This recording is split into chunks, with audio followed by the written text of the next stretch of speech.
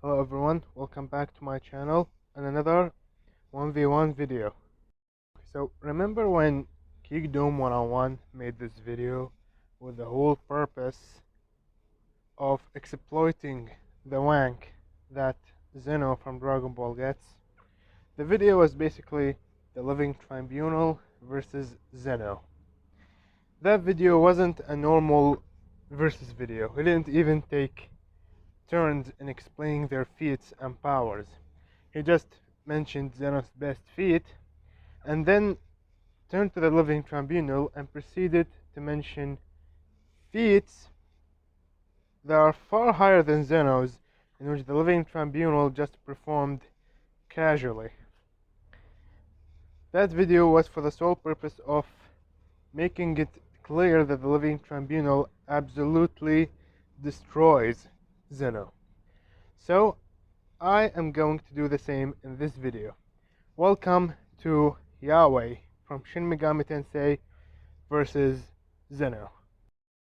So basically what I'm going to do is I'm going to scale Zeno to his highest.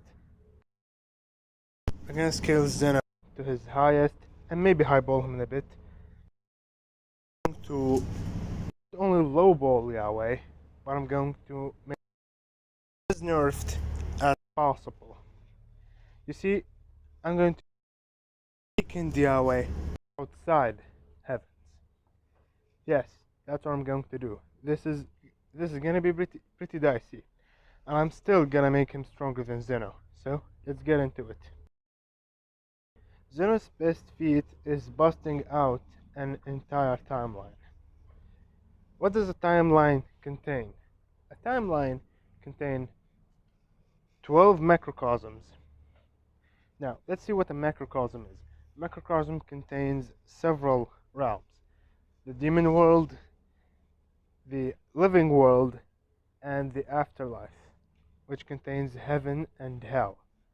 The demon world is kind of irrelevant here, so let's move to the side.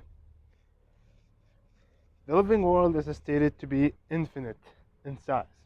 Okay, let's move on to the afterlife, which is stated to be a dimensionally transcendental realm, making it a fourth dimensional realm. And Zeno busted out a timeline that contains all of the 12 of these. And he busted those 12 microcosms along with the timeline. It doesn't go there.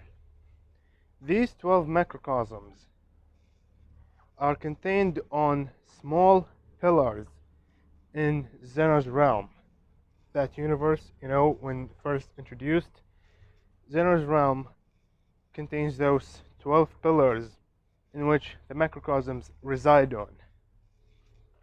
And the background, it just seems that the universe goes on infinitely, which doesn't say much. But if you want to highball this to another dimension, then go ahead. I don't really care.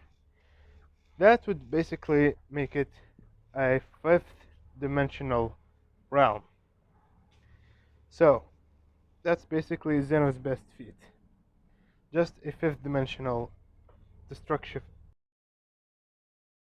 Now let's go over to what a weak outside heavens can do.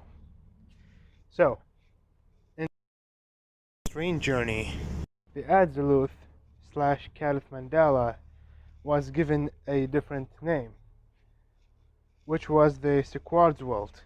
The Sequard's World, aka the Absolute, contained quantum manifolds.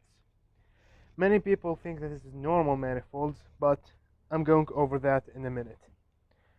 Quantum manifolds are manifolds that are infinite dimensional. Infinite dimensional. Like, can you imagine the gap between fifth dimensional and infinite? That's way too much. Now, let's go over to how Awakened Outside Heaven scales to that. Well, characters like Mem Aleph, or any true archetype really, scale to the Squad's world. Characters like Mem Aleph and other great mother goddesses had to ambush a weakened Yahweh outside heaven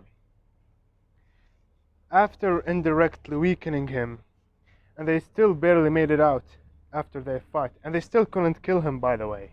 They couldn't even seal him away. They just tore him to pieces, which became Yahweh's avatars later. They couldn't even seal him away.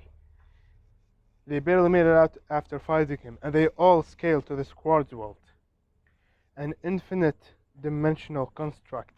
Some people misinterpret this and say that there is no actual reason to assume that these are quantum manifolds.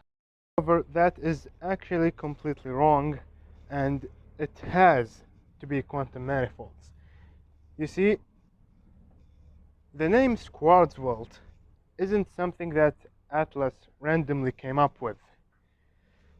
There's a reason it was called that. And that reason is because only quantum manifolds exist within quartz world spaces.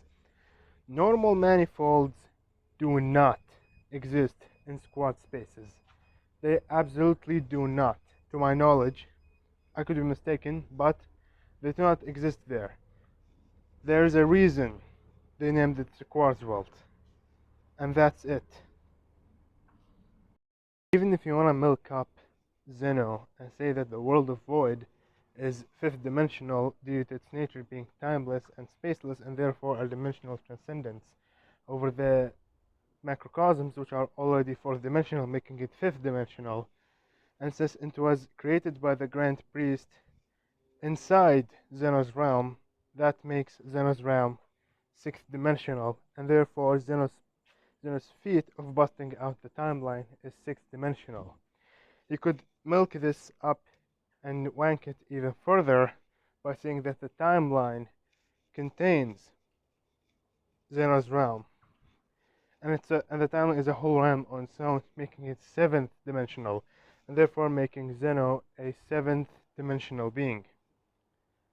Okay, you could say that, but what is 7 compared to infinity? It's nothing.